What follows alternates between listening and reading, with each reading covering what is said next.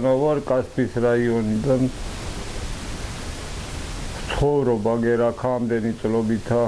რამდენიმე ომმა გამოიარა ოსქართლობაში ავიწეწე დავიწეწე ხან წასული ვიყავი ხან ჩამოვედი ხან რა ვიცი 1000-ჯერ უბედურობა და ბოლო მოვედი აქამდე და დღეს აი ესეთ უბედურობაში ვარ საოპერაციოცა ვარ ორი ოპერაცია მაინც მინდა ვერც იმას ვაკეთებ იქაც თანხა გინდა როცა ხვიდე და გააკეთო რაღაცა პენსიამდე არა მაქვს დახმარება მოდიან სოციალურნელყოფიდან მოდიან შემოიხედა მე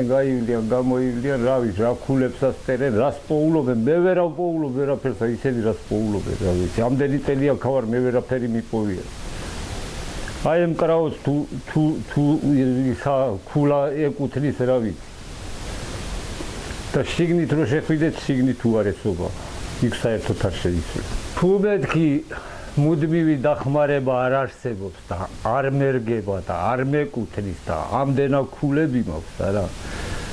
ერთჯერად ხო არსებობს არც ის არ დამეხმარდეთ აი ტალახით ავაშენე კედლები და ბიჭები დამცინიან სოფლის ბიჭები ეგრე რამ გაგიჟავ ტალახით დაიწყია შენება და ლესო მე ოთხარი გიჟი არა ვარ მაგრამ ხარი შემოდის წვიმა ჩამოვდის მაგრამ უკნა